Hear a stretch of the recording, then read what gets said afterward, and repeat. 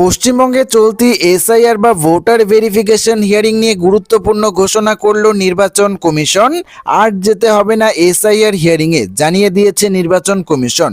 তো বন্ধুরা, SIR হিয়ারিংয়ের domicile certificate বাতিল করার পর যে সমস্ত ভোটারদের আবারও এসআইআর হিয়ারিংয়ের জন্য ডাকা হচ্ছে, তাদের মধ্যে কোন কোন ভোটারদের আর হিয়ারিংয়ে যাওয়ার প্রয়োজন নেই, এই নিয়ে কি জানিয়েছে নির্বাচন কমিশন এবং ডোমেসাইল সার্টিফিকেট বাতিল নিয়ে কি বলছে কমিশন, সমস্ত কিছু একদমই ডিটেলসে আপনাদেরকে জানিয়ে দেব এই ভিডিওটিতে। তো অবশ্যই ভিডিওটিতে আপনারা প্রত্যেকেই প্রথম থেকে শেষ পর্যন্ত মনোযোগ সহকারে সঙ্গে থাকবেন। যেসব ভোটার সাময়িকভাবে বিদেশে রয়েছেন, পড়াশোনা, সরকারি কাজ, চিকিৎসা বা অন্যান্য যে কোনো কারণে দেশের রাজ্যের বাইরে রয়েছেন, তাদের শুনানি হিয়ারিংয়ে কিন্তু সশরীরে উপস্থিত হওয়া বাধ্যতামূলক নয়। এই ধরনের ভোটাররা চাইলেই তাদের অনুমোদিত কোনো পরিবারের সদস্যকে পাঠাতে পারবেন হিয়ারিংয়ে। সেই পরিবারের সদস্যকে কিন্তু ভোটারের সঙ্গে সম্পর্কের প্রমাণপত্র দেখাতে হবে এবং কমিশনের নির্ধারিত নির্দেশিকা অনুযায়ী কিন্তু প্রয়োজনীয় নথিপত্র জমা দিতে হবে। অর্থাৎ আপনারা বুঝতেই পারছেন, যদি আপনি যে কোনো কারণবশত রাজ্যের বাইরে বা দেশের বাইরে থেকে থাকেন, পড়াশোনা, সরকারি কাজ, চিকিৎসা বা অন্যান্য যে কোনো কারণে আপনি যদি রাজ্যের বাইরে থেকে থাকেন, সেক্ষেত্রে কিন্তু আপনাকে আর সশরীরে এসআইআর হিয়ারিংয়ে উপস্থিত হতে হবে না।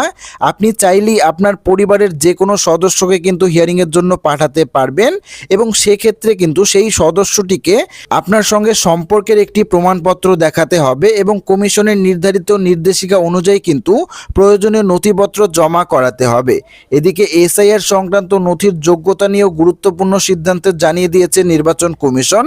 সূত্র মারফত জানা যাচ্ছে, কমিশনের নির্ধারিত 11টি নথির পাশাপাশি সিএএ সার্টিফিকেট কিন্তু প্রমাণপত্র হিসেবে গ্রহণযোগ্য করা হচ্ছে। অর্থাৎ এবার থেকে কিন্তু আপনারা সিএএ সার্টিফিকেটটিকেও হিয়ারিংয়ের জন্য ব্যবহার করতে পারবেন। এই সিদ্ধান্ত এমন সময় জানানো হয়েছে যখন মঙ্গলবার কমিশনের তরফ থেকে স্পষ্ট করা হয়েছে যে ডোমেসাইল সার্টিফিকেট কিন্তু কোনোভাবেই হিয়ারিংয়ের শুনানিতে গ্রাহ্য করা হবে না এবং কমিশন সূত্রে খবর, ইতিমধ্যেই যারা ডোমেসাইল সার্টিফিকেট জমা দিয়ে দিয়েছেন তাদের কিন্তু আবারও হিয়ারিংয়ের জন্য ডেকে পাঠানো হতে পারে। মঙ্গলবার কমিশনের তরফ থেকে এই সিদ্ধান্তই জানানো হয়েছে।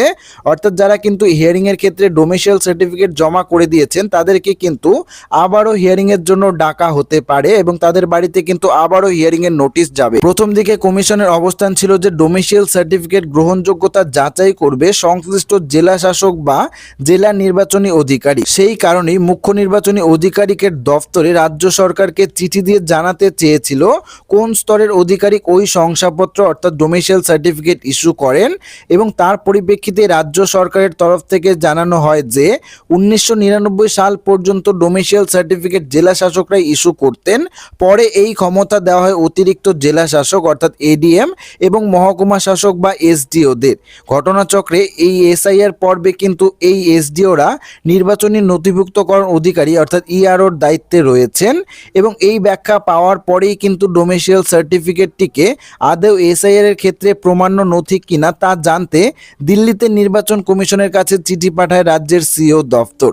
কমিশন সূত্রে জানা গিয়েছে, সেই চিঠির পরিপ্রেক্ষিতে চূড়ান্ত সিদ্ধান্ত নেওয়া হয়েছে যে ডোমেসাইল সার্টিফিকেট আর এসআইআর শুনানিতে গ্রহণযোগ্য নয়। অর্থাৎ ডোমেসাইল সার্টিফিকেটে কিন্তু এসআইআর হিয়ারিং এর ক্ষেত্রে একেবারেই বাতিল করে দিয়েছে নির্বাচন কমিশন এবং যারা এসআইআর হিয়ারিং এর ক্ষেত্রে ইতিমধ্যে ডোমেসাইল সার্টিফিকেট জমা করিয়ে দিয়েছেন, তাদের কিন্তু পুনরায় এসআইআর হিয়ারিং এর জন্য ডাকা হতে পারে।